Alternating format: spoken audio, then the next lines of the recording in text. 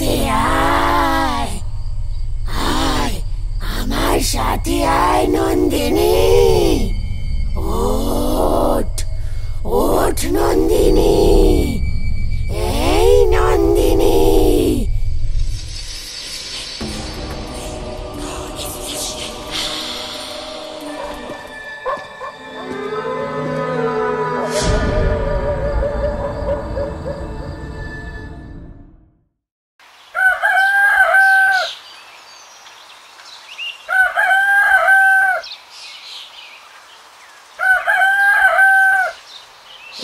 সময়টা শীতকাল, গায়ে গরম কিছু না চাপালে কাঁপুনি ধরবে। এই হাড় কাঁপানো শীতের সকালে নরেন কাকার চায়ের দোকানে রোজকারের মতোই আজও ভালোই ভিড় হয়েছে। তার মধ্যে কেউ খবরের কাগজ পড়তে ব্যস্ত, আবার কেউ পাড়ার সমস্ত ঘটনা নিয়ে আলোচনা করতে ব্যস্ত। যে যার মতো মশগুল হয়ে কথাবার্তা বলতেই ব্যস্ত থাকে সকালের এই চায়ের আড্ডায়। আড্ডায় উপস্থিত শিবু বলল,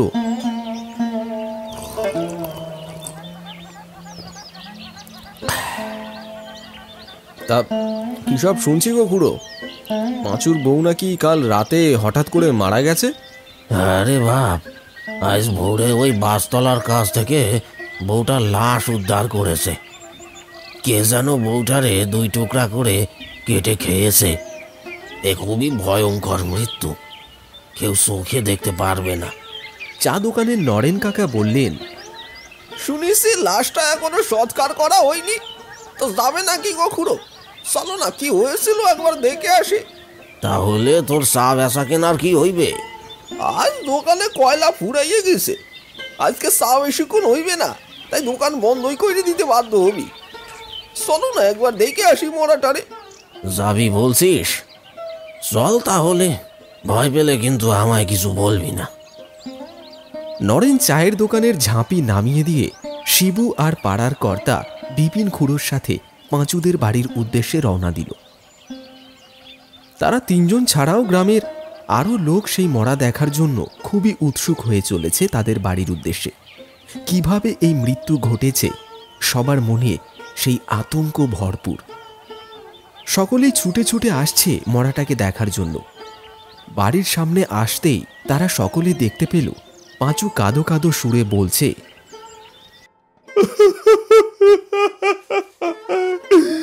কোথা থেকে কি হয়ে গেল, হায় হায় রে, আমি তো ঘুমোচ্ছিলাম, আমার বউটাকে কে মারলো? তুমি তুই কি করতে বাসতলায় গিয়েছিল গো? হায় রে, এই দিন দেখতে হইব আমি স্বপ্নেও আশা করি নাই। আমার কি হয়ে গেল? আমি যে অল্প বয়সে বউ হারা হয়ে গেলাম। কি জানি বাবা, রাত বিরেতে বাসতলার কাছে কি করতে গিয়েছিল? স্বভাব চরিত্র খারাপ মনে হয়, শেষমেশ খুন করে ফেলে রেখে গেল। সি সি সি, যেমন নোংরা মাইয়া ঠিকই হইছে। দিদি, এখানে এখন দাঁড়িয়ে আপনি এসব কথা বলছেন? চুপ করুন, কেউ শুনে ফেললে কেলেঙ্কারি হবে। কেলেঙ্কারি হওয়ার কি আছে লাবু? যা সত্যি তাই তো বললুম। চুপ করুন তো আপনি। পাঁচু তার বউয়ের মরাটাকে ঘিরে বিলাপ করছে। পাড়ার সকলে তাকে সহানুভূতিও দিচ্ছে মাঝে মাঝে। নোংরা কথা বলতেও ছাড়েনি অনেকেই। কিন্তু হঠাৎ করে কোথা থেকে কি হয়ে গেল? একটা জলজ্যান্ত মেয়ে কিভাবে হঠাৎ মারা গেল, তাও আবার এরকম নৃশংসভাবে? অবশ্য মারা গেছে বলাটা ভুল, কেউ তাকে নৃশংসভাবে খুন করেছে। মেয়েটির 2 টুকরো দেহ পড়ে রয়েছে এই মাটির ওপরে। সবাই ভয় ভয় চোখে অবাক হয়ে তাকিয়ে থাকে, কিন্তু শিবু সেই মরাটির দিকে এগিয়ে যায়। তারপর বলে, ছি ছি, খুবই ভয়ের সাথে মৃত্যু ঘটেছে মেয়েটির। কিছু একটাকে দেখে খুবই ভয় পেয়েছে, ওর প্রাণটা ওর চোখ দিয়ে বেরিয়ে গেছে। সকলেই যেন মন্ত্রমুগ্ধের মতো শিবুর বলা কথাগুলো শুনছিল। কিছুক্ষণের জন্য পাঁচুও যেন চুপ করে গেছিল, যেন চোখের জল তার শুকিয়ে গেছে। দিনের শেষে এখন পাঁচুর বউয়ের লাশ সৎকারের জন্য নিয়ে যাওয়া হলে পর সকলে যে যার বাড়ি ফিরে আসে।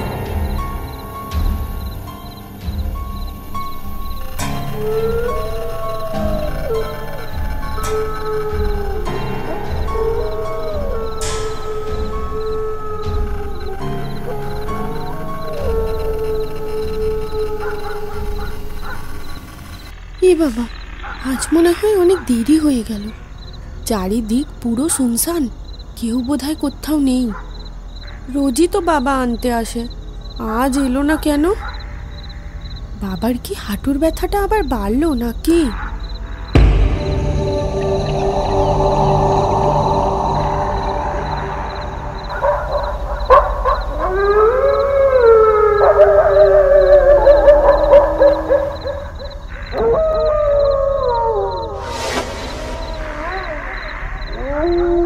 কি হলো?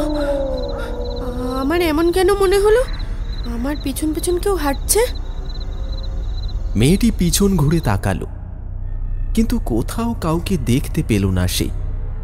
কেবলমাত্র ফেলে আসা পথটা তার দিকে ফেলিয়ে তাকিয়ে রয়েছে। মেয়েটি বলল, না, কেউ তো কোথাও নেই।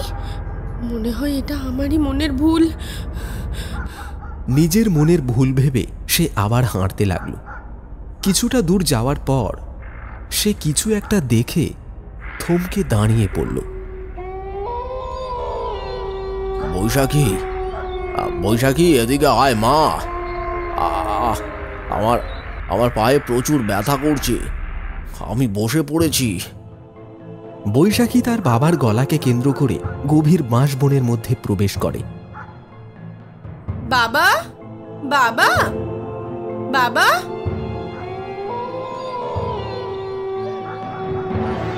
কে আপনি? এত রাতে এখানে দাঁড়িয়ে আছেন? আমার বাবাকে দেখেছেন? একটু আগে আমাকে এখান থেকে ডাকছিল।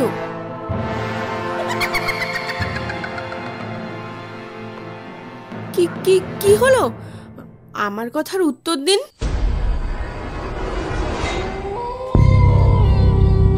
কেমন একটা সম্মোহনের ওপর ভর করে বৈশাখী এক পা করে এগিয়ে যেতে থাকে।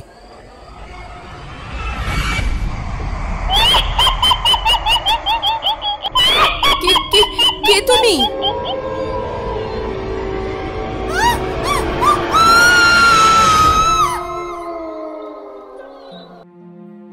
প্রতিদিনের মতন আজও নরেনের চায়ের দোকানে ভিড় জমেছে। চায়ের আড্ডায় শিবু, বিপিন খুড়ো সবাই উপস্থিত। খুড়ো বলল, বাপ রে বাপ, কালকের মরাটাকে দেখার পর থেকে আমি কিছুতেই বলতে পারছি না। সারা রাত আমার একটুও ঘুম হয়নি। হ্যাঁ, ঠিকই বলেছ খুড়ো। চোখ বন্ধ করলেই মেয়েটার দেহটা যেন চোখের সামনে ভেসে উঠছিল। ভালো মন্দ কথাবার্তার মধ্যে চায়ের আড্ডাটা ভালোই জমে উঠেছে। ঠিক এমনই সময় হঠাৎ শিবুর ফোনটা বেজে উঠল।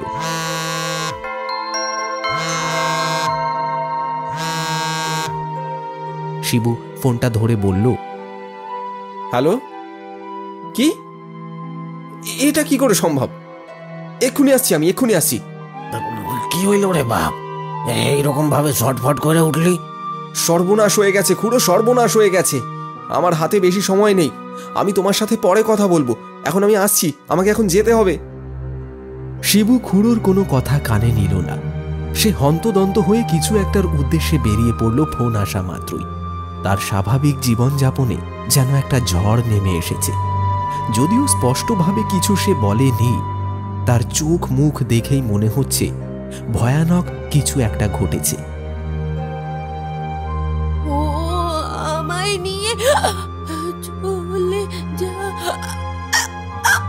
যাচ্ছে। কে তোকে নিয়ে যাচ্ছে মা? বল বল, কি হলো তোর? কেন করছিস তুই এমন? কি গো, তুমি ডাক্তারকে ফোন করেছিলে? ও কেমন করছে দেখো না, ও কেমন করছে। এমন করছিস কেন তুই মা? কেন এমন করছিস? আমি তো ফোন করেছি অনেকক্ষণ আগে, এতক্ষণে চলে আসার কথা। তুমি চিন্তা করো না, আমাদের মেয়ে ঠিক ভালো হয়ে যাবে, তুমি চিন্তা করো না।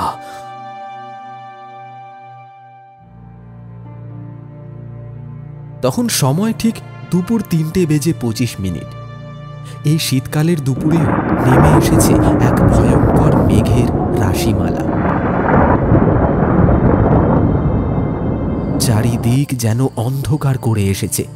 মনে হচ্ছে ভয়ঙ্কর বৃষ্টিপাতে নামহাটা গ্রাম পুরো ভেসে যাবে। কি হয়েছে কি? দেখুন না ডাক্তারবাবু, আমার মেয়েটা ভোর থেকে যেন কেমন করছে। আমার মেয়েটারে বাঁচান ডাক্তারবাবু, আমার মেয়েটারে বাঁচান। ভালো সুস্থ স্বাভাবিক মেয়ে আমার কাল রাতে ওই মাছ বাগানের কাজ দিয়ে পড়ে বাড়ি ফিরছিল।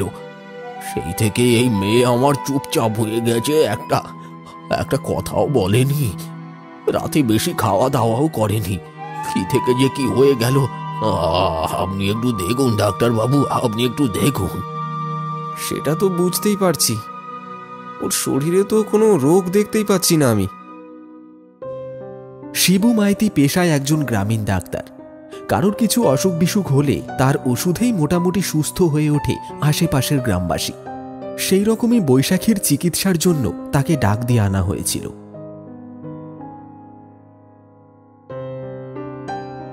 কিন্তু ওই যে আমায় নিয়ে চলে যাচ্ছে। ও ও ও কি হলো রে মা, কি হলো? চোখ খোল, কথা বল আমাদের সাথে, কথা বল, চোখ খোল। এই বৈশাখী, এই বৈশাখী, এই বৈশাখী, কি হয়ে গেল, কি হয়ে গেল?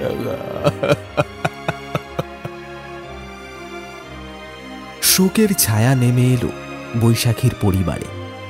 শিবু তার চিকিৎসা করবার সময়টুকু পেল না। সে সমস্ত কিছু বুঝে উঠবার আগেই বৈশাখী চিরতরে চলে গেল। এই কয়দিন যাবৎ একটা একটা করে মেয়ে প্রতিদিনই মারা যাচ্ছে। এই নামহাটা গ্রামে গ্রামবাসীরা সকলে আতঙ্কিত হলেও কেউই এই মরার আসল কারণ খুঁজে পাচ্ছে না। চারিদিকে চিৎকার আর হরিধ্বনি শোনা যায়। বৈশাখীর সৎকারের জন্য মুড়ি তুলতে তুলতে সন্ধ্যা হয়ে গেল। চারিদিকের সেই কান্না যেন আরো ভয়ঙ্কর হয়ে উঠল, যেন কোনো অজানা মোড়ক লেগেছে এই গ্রামে।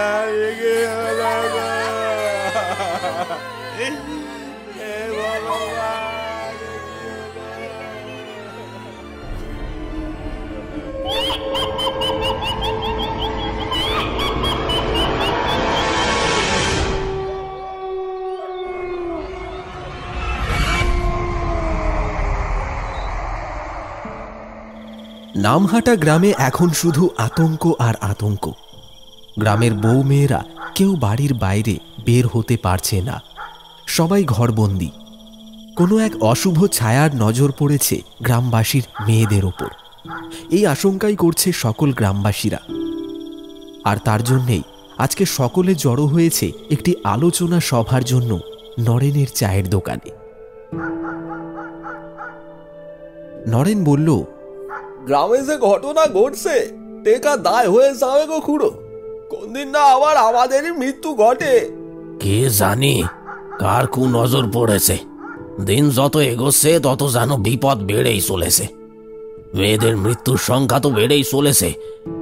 একটা কথা কিছুতেই বুঝতে পারছি নে, সকলে ওই বাঁশ বাগানের কাছে গিয়ে কিভাবে মরছে। বুঝতে পারছি না গো খুড়ো, আমার আবার এই 1 মাস হয়েছে বিয়ে হয়েছে। ওহ, বউ রেখে একটু ভালোভাবে কাজেও যেতে পারছি না। হ্যাঁ, সেসব তো ঠিক আছে, কিন্তু এর তো একটা বিহিত করা দরকার আছে, নয়তো পুরো গ্রাম যে নারী শূন্য হয়ে যাবে। আমার কাছে একটা উপায় আছে। সকলের মুখের ওপর কে যেন কথাটা বলে উঠল।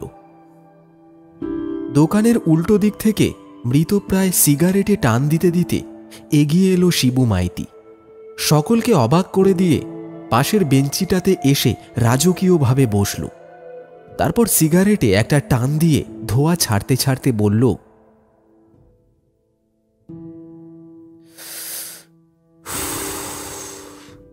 আমার কাছে এক অঘোরী বাবার সন্ধান আছে। উনি একজন সিদ্ধ পুরুষ। পঞ্চমুণ্ডির আসনে তিনি বসে যজ্ঞ করেন। এছাড়াও তিনি শ্মশানে চিতার ওপর বসে বসে মন্ত্র জপ করেন। এক বিশাল মহাশক্তির অধিকারী তিনি। মানুষের মুখ দেখেই বলে দেন তাদের সমস্যা কি। এরকম অনেক সমস্যার সমাধান তিনি করেছেন। তাহলে বাপ আর দেরি করিস না, চল আমরা আজই বেরিয়ে পড়ি। ওই বাবাকে আমাদের সমস্যার কথা খুলে বলি, তিনি ঠিক কিছু না কিছু একটা করবেন। আর একটা কথা, আজ রাতে কেউ যেন ঘরের বাইরে বের না হয়, এই কথা সবাইকে জানিয়ে দাও। নামহাটা গ্রামের কিছু লোকজন সহ শিবু আর খুড়ো বেরিয়ে পড়ল সেই তান্ত্রিকের খোঁজে। শীতে হি হি করে কাঁপতে কাঁপতে তারা নিজেদের প্রাণের ঝুঁকি নিয়ে শুধুমাত্র গ্রামকে রক্ষা করবার জন্য এগিয়ে চলেছে।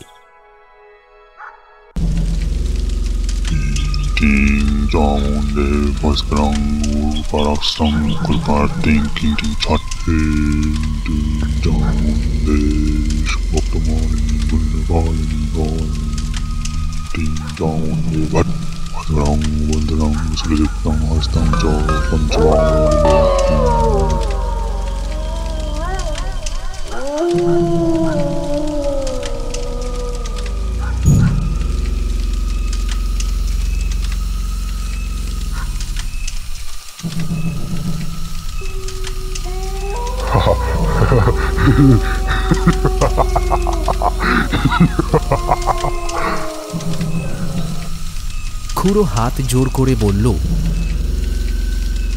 বাবা বাবা আমাদের আমাদের রক্ষা করুন বাবা। আমার যজ্ঞে বিঘ্ন আমি পছন্দ করি না মোটেও। কথাটা বলে তান্ত্রিক চোখ খুলল। তারপর চোখ খোলা মাত্রই সবাইকে একবার করে আপদ মস্তক দেখে নিল। কিছু যেন অজানা রহস্যের সমাধান খুঁজে পেয়েছেন তিনি বললেন, ঘোর অমঙ্গল নেমে এসেছে। এ তো তার গন্ধ। খুড়োর পাশে শিবুও হাত জোর করে মাটিতে ধপ করে বসে পড়ল। শীতে ঠান্ডা কনকনে বাতাসও যেন ঘাম হয়ে সকলের চোখে মুখে ফুটে উঠেছে সেই তান্ত্রিকের কথা শোনার পর। শিবু বলল, কি হয়েছে বাবা? কিসের অমঙ্গল? আমার তন্ত্র সাধনার জন্য আমি আত্মাদের বন্দি করে রাখছি। আজ থেকে 1 মাস আগে কোনো কারণে একটা আত্মা আমার তন্ত্র মন্ত্র দ্বারা বশিত না হয়ে উড়ে চলে যায়, আর ও নিশি হয়ে তোদের গ্রামের মেয়েদের অতিষ্ঠ করে তুলেছে। আমি কিছুতেই তার সন্ধান পাইনি। আজ তোদের দ্বারা আমি তার গন্ধ আমার নাকে পেলাম। তোরা চিন্তা করিস না, তোরা যে যার বাড়ি ফিরে যা, আমি রক্ষা করব তোদের আর ভয় নেই। শুধু আমার প্রয়োজন একটা মেয়ের শরীর। আমরা সেসব ব্যবস্থা করে দেব, আপনি শুধু আমাদের রক্ষা করুন বাবা। তান্ত্রিকের কথায় কিছুটা স্বস্তি বুকে নিয়ে তারা বাড়ি ফিরে এলো। তবে তাদের মনের আতঙ্ক এখনো দূর হলো না। অন্যদিকে অতিষ্ঠ হয়ে উঠেছে সেই অশরীর।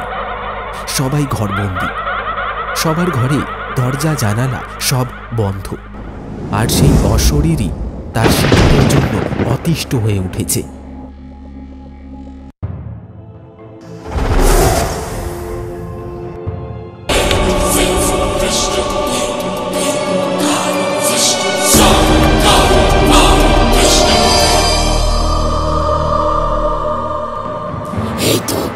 এই তো পেয়ে গেছি। এই মালতী, এই মালতী, আয় আমার সাথে আয়। কিরে, শুনতে পাচ্ছিস না আমার কথা? ওঠ বলছি। মালতীও একইভাবে সেই অশরীরীর ডাক শুনে বাইরে বেরিয়ে পড়ল। মন্ত্রমুগ্ধের মতন সে তখন হাঁটছে তার পিছু পিছু।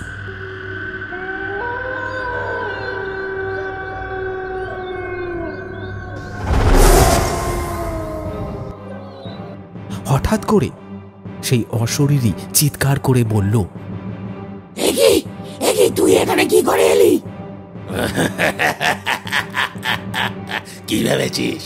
কি ভেবেছিস শয়তান? তুই আমার হাত থেকে মুক্তি পেয়ে যাবি? তা আমি কোনোদিনও হতে দেব না। তুই আমার কিচ্ছু করতে পারবি না। এখান থেকে পালা বলছি, নয়তো তুই আমার হাতেই মরবি। দেখ তাহলে কে কার হাতে মরে। এই বলে সেই তান্ত্রিক তার গলায় থাকা রক্ষা কবচ খুলে নিজের হাতে নিল, আর সেই রক্ষা কবচ থেকে ভস্য ঢেলে সেই অশরীরীকে লক্ষ্য করে চুড়ে মারল। আর সেই ভস্য অশরীরীকে স্পর্শ করার সাথে সাথেই তার শরীর পুড়ে যেতে লাগল। চারিপাশের পরিবেশ একটা পচা গলা আর মাংস পোড়া গন্ধে ভরে উঠল। ইতিমধ্যে গ্রামবাসীরা ভিড় করেছে সেই বাঁশতলায়। পচা গন্ধে সবাই যে যার নাক চাপা দিল। জ্বলে গেল, পুড়ে গেল। হাং রিং টিং ছটফট, তোর মাথা কাট। আয় তুই আমার বসেতে, যদি চাস নিজ ভালো ভালো মুখে চলে চলো আমার সাধনা মেটাতে।